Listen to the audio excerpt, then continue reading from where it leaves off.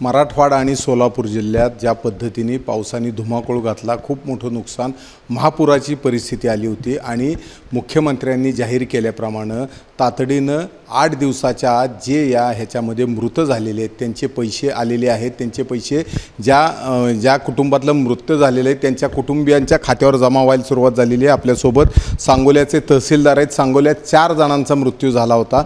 नेमके किती पैसे आले, कशा रीतीनं पाठवले, आपण त्यांच्याशी बोलूयात। सर, मला सांगा, सांगोल्यात 4 जणांचा मृत्यू झाला, किती जणांचे पैसे? सांगोलामध्ये एक महू सर्कल तिथं अतिवृष्टी झाली होती आणि दुसऱ्या दिवशी तिथं 2 बालकांचा मृत्यू झाला होता।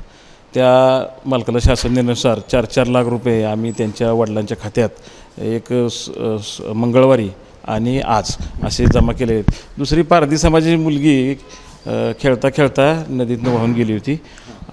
तिचं पोस्टमॉर्टम करून तिच्या कुटुंबालाही आजच 4 लाख रुपये आम्ही मदत तिच्या खात्यात वडिलांच्या खात्यात वर्ग केलेली आहे। अजून एक गंगाधर साखरे म्हणून 4थं कुटुंब आहे, त्याच्या बाबतीत काय? गंगाधर साखरे हे 2 दिवसाहून मिसिंग होते। तसा मिसिंगचा रिपोर्ट पोलीस स्टेशनला होता आणि त्याची डेड बॉडी जवळ या गावात सापडली। त्या दिवशी पूर होता नदीला, त्यामुळे त्यांनाही मदत देय झालेली आहे। त्यांच्या घरात थोडा वारसाचा वाद आहे आई आणि पत्नीमध्ये, तो 1-2 दिवस सोडून त्यांची मदत मंजूर आहे। फक्त वारसाचा वाद मिटला की त्यांच्या खात्यावर पैसे आपल्याकडे आहेत पैसे आहेत। तर अशा रीतीनं 8 दिवसाच्या आत ज्या पद्धतीनं शासनाने घोषणा केली होती त्या 4ही कुटुंबाचे पैसे इथं मिळालेले आहेत। 3 जणांच्या खात्यात जमा झालेले आहेत। 4थ्याचा वारसाचा वाद संपल्यावर 2 दिवसात त्याही कुटुंबाला पैसे मिळतील अशी त्यांनी माहिती दिलेली आहे। कॅमेरामन सचिन जाडेसह सुनील दिवाणी, एबीपी माझा, सांगोला। एबीपी माझा, उघडा डोळे बघा नीट।